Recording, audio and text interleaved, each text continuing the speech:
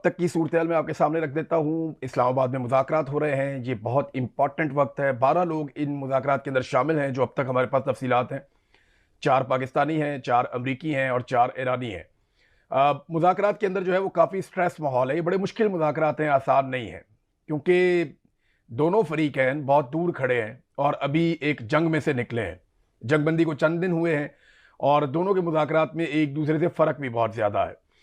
उम्मीद ये की जा रही है कि कामयाबी मिल जाएगी, लेकिन खबर के बारे में मैं आपको बताऊं, मेरी पाकिस्तान में सहाफ़ियों से बात हुई है, किसी के पास कोई खबर नहीं है और जो सोर्सेज हैं मेरे, उनके पास भी कोई खबर नहीं है।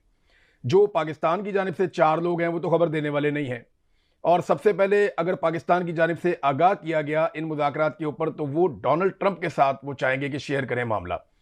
ये खबर या तो अमरीकी मीडिया से बाहर आएगी या ईरानी मीडिया से बाहर आएगी। पाकिस्तानी मीडिया के पास अंदाजे तखमीने ही होंगे। हाँ, पाकिस्तानी हुक्मरान या पाकिस्तानी जो वफद है वो अरब ममालिक के हुक्मरानों को, ये यानी सऊदी अरब को, कतर को, वो चाहेंगे कि उनको भी ये खबर पाकिस्तान की जानिब से पहुंचे। तो ये खबर आपको पाकिस्तान के अंदर से बहुत मुश्किल है कि निकले और मिले।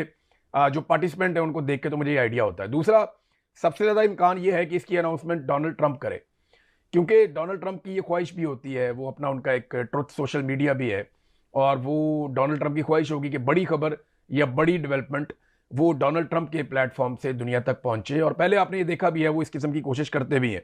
बहरहाल खबर आएगी तो वो जंगल में आग की तरह फैलेगी। ब्रेक कोई भी करे, वो पूरी दुनिया के अंदर फौरी तौर पे सबसे बड़ी ब्रेकिंग न्यूज़ बनेगी जो भी इसमें डेवलपमेंट होगी। बहुत मुश्किल है मुज़ाकरात को नतीजा खेज बनाना।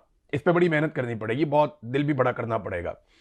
ईरान को क्या चाहिए, अमेरिका को क्या चाहिए, ये है सबसे बड़ी चीज़ इन मुज़ाकरात में। सबसे बड़ा मसला यह है कि ईरान जो मांग रहा है क्या अमेरिका दे सकता है, या अमेरिका जो मांग रहा है क्या वो ईरान छोड़ सकता है। ये दो चीज़ें हैं ना।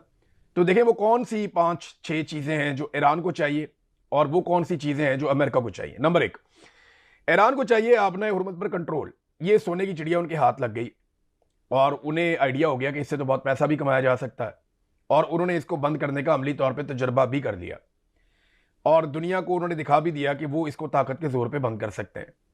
अब ईरान ने ये बार बार कहा और वो ये कहते हैं कि ये पहले की तरह कभी नहीं होगी, ये ईरान के कंट्रोल में रहेगी। तो पहला तो ईरान का जो बड़ा मुतालबा है वो ये कि आपने हुर्मत पे वो कंट्रोल रखना चाहते हैं और एक मैकेनिज्म के जरिए से इसको चलाना चाहते हैं। ये बात अरब ममालिक नहीं मानते, लेकिन चले आगे चलते हैं। दूसरा उनका ये है कि मुंजमद असासे जो है ईरान के, ये बहुत बड़ी मिकदार में 120 अरब डॉलर लगभग ये बनते हैं। ये पैसा ईरान को मिल जाए तो उसकी किस्मत बदल जाए। वो इस पैसे को बड़े अच्छे तरीके से इस्तेमाल करके ईरान के अंदर बहुत बड़ा इंफ्रास्ट्रक्चर, बड़ी डेवलपमेंट, लोगों का बड़ा फायदा कर सकते हैं। तो ईरान को बहुत बड़े पैमाने पे ना सिर्फ ऑक्सीजन मिल जाएगी बल्कि बड़ी ताकत मिल जाएगी अगर ये पैसा ईरान की इकोनॉमी में अगले 1-2 साल में, 3 साल में भी पंप इन हो जाता है। तो अब ये पाबंदियां यूएन के जरिए भी लगी हुई हैं और अलग अलग जराए। एक खबर बीच में आ रही थी कि शायद अमेरिका ने, और रॉयटर्स ने खबर दी थी कि अमेरिका ने रजामंदी जाहिर कर दी है ईरान के मुंजमद असासों के हवाले से जुज़वी तौर पे, और कतर के असासों के बारे में बताया जा रहा था कि जो कतर में 6 अरब डॉलर हैं वो रिलीज हो जाएंगे। लेकिन फिर अमेरिका के अंदर से व्हाइट हाउस के एक ऑफिसर ने इसकी तरदीद भी की है और ये कहा गया कि जनाब अभी असासे ईरान के डी फ्रीज नहीं किए गए। मे बी ये डोनाल्ड ट्रंप खुद अनाउंस करना चाहते हो, लेकिन ये एक ऐसी डेवलपमेंट है जो ईरान के लिए बहुत फायदेमंद होगी।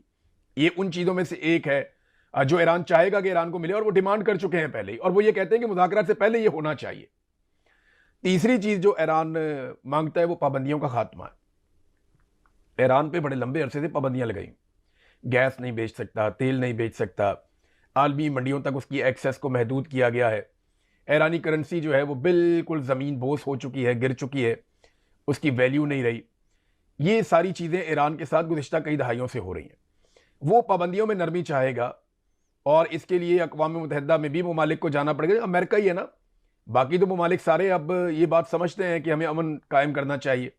अमेरिका के पास ही एक वीटो पावर है। रशिया, चाइना, फ्रांस, बरतानिया, जर्मनी, बाकी ममालिक किसी और तरह सोचते हैं। बहरहाल ये पाबंदियों वाला मामला एक और है, ईरान को लगता है उसका हक उसे मिलना चाहिए। फिर जंगी नुकसानात का अजाला, ये भी ईरान का एक ऐसा मुतालबा है जो सख्त मुतालबा है। फिर 5वां मुतालबा उनका यह है कि मुस्तकिल जंगबंदी हो, यानी दोबारा हम पे हमला ना किया जाए, इसकी बाकायदा गारंटी होनी चाहिए। अमरीकी अड्डों का खात्मा भी वो मांगते हैं, लेकिन मुझे नहीं लगता कि ये मुतालबा उनका इतने ज़ोर से मौजूद रहेगा मुज़ाकरात के इख्तिताम तक कि वो ये कहें कि जी ये नहीं होगा तो हम नहीं मानते। अब आ जाए अमेरिका को क्या चाहिए। अमेरिका को जो मेन चीज़ एक चाहिए वो ये है कि ईरान एटमी कुव्वत कभी नहीं बनेगा, और इस सिलसिले में अमेरिका ये भी चाहता है कि जो यूरेनियम अब तक ईरान ने 60% अफसूदा कर ली है, वो यूरेनियम वापस कर दी जाए। वापस करने का मतलब यह है कि वो हवाले कर दी जाए अमेरिका के, या IAEA के साथ मुकम्मल ताउन किया जाए। ये उनके मुतालबात हैं अमेरिका के। अब ईरान इसमें कितनी फ्लेक्सिबिलिटी दिखाता है ये आप देख लेते हैं। आबनाए हुर्मुज़ को पुराने तरीके पर बहाल किया जाए, ये अमेरिका का मुतालबा है। इससे पहले देखें डोनाल्ड ट्रंप ना, इसमें कन्फ्यूजन है थोड़ी सी। डोनाल्ड ट्रंप का ये स्टेटमेंट भी आ चुका है कि आबनाए हुर्मुज़ के जरिए ईरान के साथ मिलकर हम कोई बेहतर हल तलाश कर सकते हैं, यानी वहां से बहुत पैसा भी बन सकता है। ट्रंप के दिमाग में भी ये बात है। लेकिन अरब ममालिक का ये मुतालबा है, जो कि अमेरिका के इत्तेहादी हैं और बहुत पैसा वो अमेरिका पे खर्च करते हैं।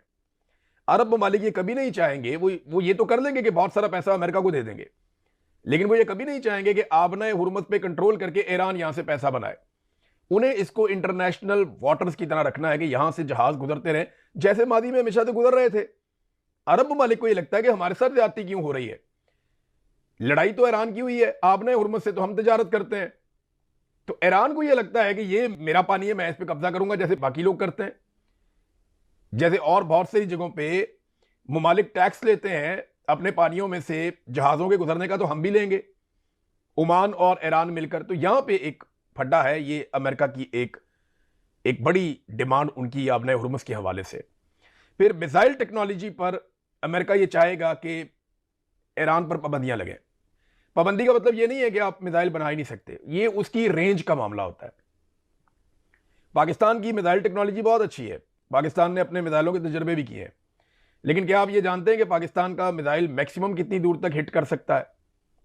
पाकिस्तान का मिसाइल किसी भी ऐसी जगह पे हिट नहीं कर सकता जहां पे मगरबी मफादात का कोई मसला आ जाए। हत्ता कि पाकिस्तानी मिसाइलों की रेंज, उस दिन मैं कैलकुलेट कर रहा था और हमने जो डिस्टेंस कैलकुलेटर है वो निकाला हुआ था, ये बाकायदा आपको अवेलेबल है, अब पूरी हर तरह की एप्लीकेशन आपको मिल जाती है। तो ईरानी मिसाइल इसराइल तक पहुंचते हैं, पाकिस्तानी मिसाइल जो है क्योंकि फासला हमारा ज़्यादा है, हम अगर सिंध वाली साइड पे भी जाएं तो हमारे मिसाइल इसराइल तक नहीं जाते। अब ये वो नॉन रियलिटी है, और ये वो वाले मिसाइल हैं जो हमने अनाउंस किए हुए हैं पहले। मे भी पाकिस्तान के पास ऐसी टेक्नोलॉजी हो जो हमने नहीं बताई हुई।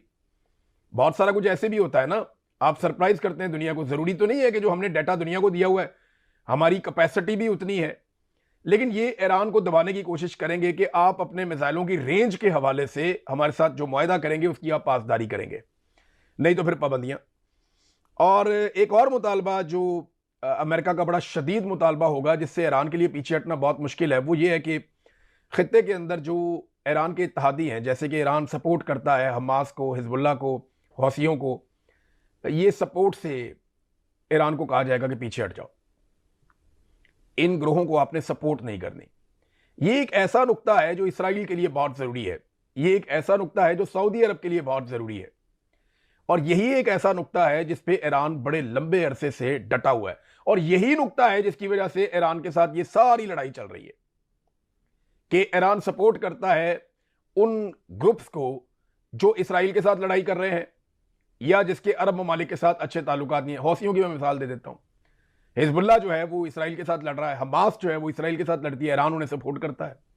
ये एक नुक्ता है जहां पे आके मामला अड़ सकता है। तो ये 5-4 चीजें बहुत इंपॉर्टेंट है। नंबर 1, लबनान के मामले पे इनके सींग फंस सकते हैं मुज़ाकरात में कि वो जंगबंदी जो है वो साथ शामिल होनी चाहिए। आबनाए हुर्मुज़ के मामले पे जौहरी तनाज़ा जो है, इस मामले के ऊपर ज़रा मुश्किल है इसको डिस्कस करना, ये लंबा चलेगा।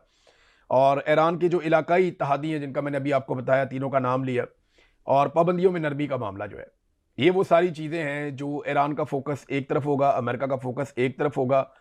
पाकिस्तान में ईरानी सफ़ीर ने एक स्टेटमेंट दिया इस मौके पे, ये स्टेटमेंट इंपॉर्टेंट है, मैं स्टेटमेंट आपके साथ शेयर करता हूं। उन्होंने कहा जी, आज इस्लामाबाद में ईरानी कौम के खिलाफ एक गैर कानूनी जंग को ख़त्म करने में मदद देने के लिए अच्छा मेज़बान है पाकिस्तान।